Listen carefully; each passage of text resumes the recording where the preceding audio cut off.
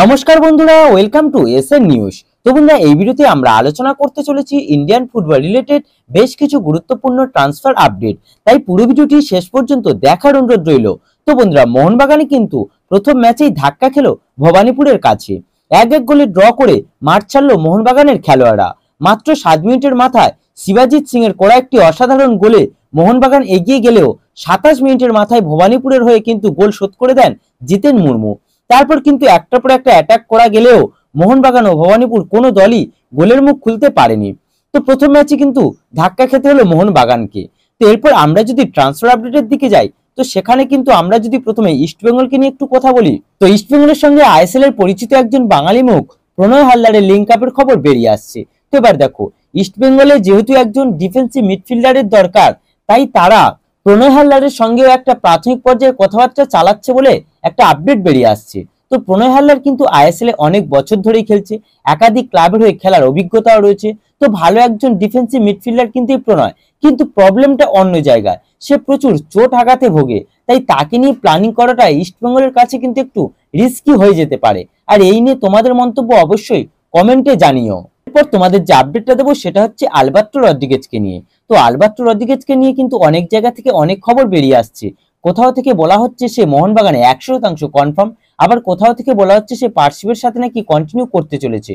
আর এটা কিন্তু একটা মিডিয়া থেকে দাবি করা হয়েছে যে সে পার্সিভের সাথে কন্টিনিউ করতে পারে। কিন্তু এখনো পর্যন্ত যতটুকু আপডেট আমাদের কাছে রয়েছে বা যে কোনো বড় জায়গা থেকে দাবি করাও হয়েছে, যে সেটা হচ্ছে মোহনবাগানে কিন্তু সই করে দিয়েছে এই আলবার্টো রদ্রিগেজ। আর এটা কিন্তু ম্যারিনার্স এরিনা তারাও কনফার্ম করেছে। আর ইন্দোনেশিয়ার যে মিডিয়া প্রথম দাবি করেছিল যে আলবার্টো রদ্রিগেজ মোহনবাগানে সই করতে চলেছে, তারা কিন্তু এখনো পর্যন্ত 100% কনফার্ম যে আলবার্টো রদ্রিগেজ মোহনবাগানে সই করে দিয়েছে। তো দেখা যাক অফিসিয়ালি অ্যানাউন্সমেন্ট এলে তবেই আমাদের কাছে ব্যাপারটা ক্লিয়ার হবে। এরপর যদি আমরা একটু মোহনবাগানের আপডেটে আসি, তো মোহনবাগান যে টম আলফ্রেডকে সই করিয়ে নিয়েছে সেটা তোমাদের আগেই জানিয়ে দিয়েছিলাম। যারা যারা এখনো পর্যন্ত ভিডিওটি দেখেনি তারা একটু দেখে আসতে পারো। তো এই টম আলফ্রেড তিনি কিন্তু মোহনবাগানে যোগ দিয়ে বেশ কিছু মন্তব্য করেছেন। তিনি বলেছেন, মোহনবাগানের মতো বড় দলে যোগ দিতে পেরে আমি অত্যন্ত আনন্দিত। এই দলের ঐতিহ্য এবং ইতিহাস আমি আগে অনেক শুনেছি, তাই সবুজ মেরুন জার্সি পরার জন্য আমি মুখিয়ে রয়েছি। আমি চাইবো এই দলের জন্য আমার সেরাটা উজাড় করে দিতে। কলকাতায় যাওয়ার জন্য আমি অপেক্ষা করে আছি। তো এরপর তোমাদের যে লাস্ট আপডেটটা দিতে চলেছি সেটা হলো 32 বছর বয়সী ভারতীয় সেন্ট্রাল মিডফিল্ডের প্লেয়ার রাউলিন বর্জেস, যাকে তোমরা সকলেই চেনো।